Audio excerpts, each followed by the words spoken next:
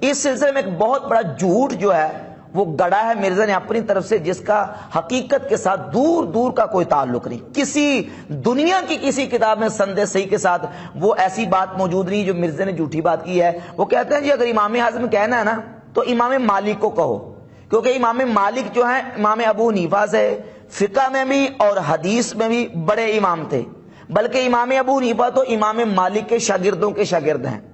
اچھا وہ کس طرح؟ وہ اس طرح کہ امام ابو حنیفہ رحمۃ اللہ علیہ کے پاس امام محمد بن حسن شیبانی آتے تھے جو کہ امام مالک کے شاگرد ہیں، حالانکہ وہ امام ابو حنیفہ کے بڑے چہتے شاگرد ہیں۔ کہتے ہیں جی وہ امام مالک سے احادیث سن کے آتے تھے امام محمد، اور وہ امام ابو حنیفہ کے پاس آتے تو امام ابو حنیفہ ان سے کہتے کہ جو امام مالک سے حدیثیں سنی ہیں مجھے بھی سناؤ، تو پھر ان سے وہ احادیث لکھ لیا کرتے تھے۔ تو اس اعتبار سے امام ابو حنیفہ امام مالک کے شاگردوں کے شاگرد بنے۔ ویسے تو ہم امام مالک کو بھی ان سے بڑا امام سمجھتے ہیں، کیونکہ امام مالک حدیث کے بھی امام تھے، فقہ کے بھی امام تھے۔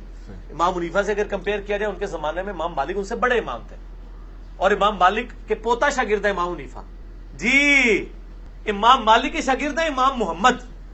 امام محمد نے امام مالک سے الموطا امام مالک نقل کی، جو الموطا امام محمد کے نام سے مشہور ہے۔ جب امام حنیفہ کے پاس آئے تو انہوں نے کہا مجھے بھی یہ حدیثیں لکھوانا جو تم مالک سے سیکھ کے آئے ہو۔ تو امام حنیفہ تو پوتا شاگرد ہے امام مالک کے، تو امام مالک کو امام اعظم کہا کرے نا۔ لا حول ولا قوت الا باللہ۔ ایسا بدترین دنیا کا جھوٹ ہے کہ جس کا حقیقت سے دور دور کا کوئی تعلق نہیں ہے، اور پھر آپ خود یقین کریں گے کس طرح کا جھوٹ ہے۔ مثال کے طور پہ دیکھیں، اس کی میں وضاحت کرتا ہوں کہ امام محمد بن حسن شیبانی رحمۃ اللہ علیہ ان کی سن ولادت ہے 132 ہجری، 132 ہجری۔ امام ابو حنیفہ کی سن وفات ہے 150 ہجری۔ امام ابو حنیفہ رحمۃ اللہ کی وفات کے وقت ان کی عمر تھی 18 سال، اور یہ امام ابو حنیفہ کے شاگرد ہیں۔ 14 سال کی عمر میں امام اعظم ابو حنیفہ رحمۃ اللہ کی بارگاہ میں شرف تلمذ طے کرنے کے لیے آئے۔ 14 سال کی عمر میں 3 یا 4 سال امام ابو حنیفہ رحمۃ اللہ کے پاس پڑھا، اور جتنی دیر امام ابو حنیفہ کے پاس پڑھتے رہے اتنی دیر کسی اور کے پاس نہیں پڑھا۔ 150 ہجری میں امام ابو حنیفہ رحمۃ اللہ کا وصال ہوا۔ اس کے بعد قاضی ابو یوسف رحمۃ اللہ کی شاگردی میں آگے ان سے پڑھنا شروع کر دیا، اور پھر عرصہ گزرتا گیا۔ تقریباً 8 سال بعد 158 ہجری میں ابو جعفر منصور کے مرنے کے بعد جب خلیفہ مہدی وہ سلطنت کا حکمران بنا، خلیفہ مہدی کے دور میں امام محمد رحمۃ اللہ مدینہ شریف گئے، اور امام مالک سے پہلی ملاقات انہوں نے خلیفہ مہدی کے دور میں امام ابو حنیفہ کے وصال کے تقریباً 8 یا 9 سال بعد کی ہے۔ یعنی امام مالک سے پہلی ملاقات ہی امام ابو حنیفہ رحمۃ اللہ کے وصال کے تقریباً 8-9 سال بعد کی ہے۔ تو اب یہ جو بات ہے کہ امام مالک سے حدیثیں سن کے آتے امام ابو حنیفہ کو لکھاتے، یہ بات لوجیکل سمجھ آتی ہے؟ تو یہ بدترین جھوٹ ہے جو امام اعظم ابو حنیفہ رحمۃ اللہ کے حوالے سے گڑا گیا ہے۔ اب پھر 3 سال امام محمد رحمۃ اللہ علیہ امام مالک کے پاس رہے، ان سے علم حدیث مزید حاصل کیا، اور پھر واپس آئے۔ اور اس سلسلے میں ایک اور بات کروں کہ حقائق کیا کہتے ہیں۔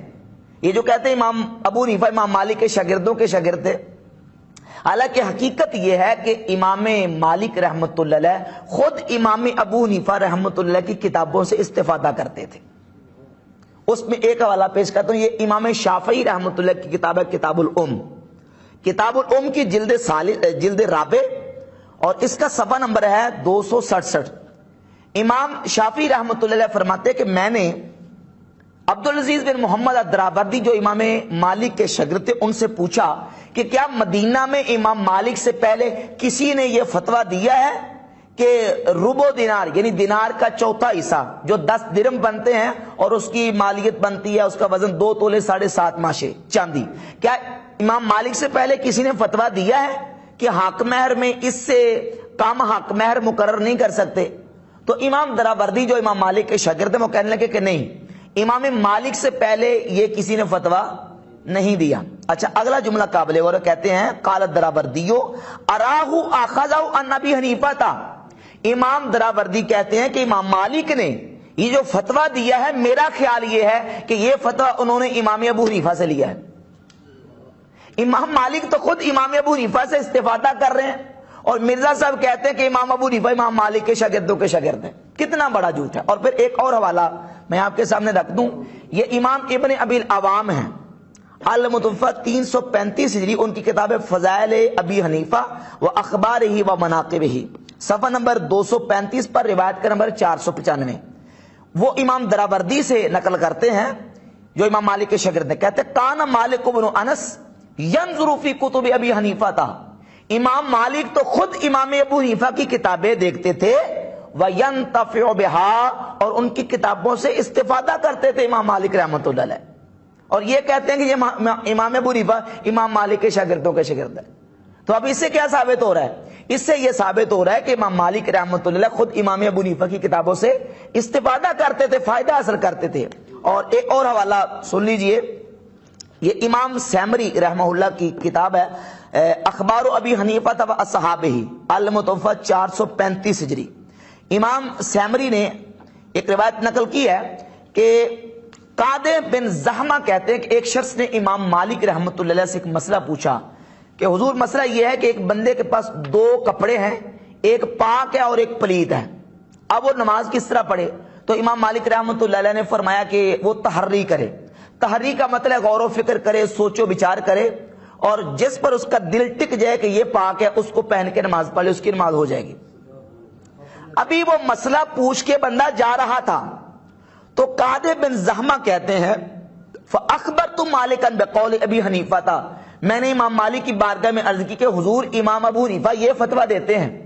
کیا فتویٰ دیتے ہیں؟ اِنَّهُ يُصَلِّي فِي كُلِّ وَاحِدٍ مَرَّةً، امام ابو حنیفہ کہتے ہیں کہ جس کے پاس دو کپڑے، ایک پلید اور ایک پاک، کو پتہ نہ ہو کہ پاک کون سا اور پلید کون سا، نجس کون سا ہے، امام ابو حنیفہ کہتے ہیں کہ وہ ایک مرتبہ ایک کو پہن کے نماز پڑھ لے اور دوسری مرتبہ دوسرے کو پہن کے نماز پڑھ لے۔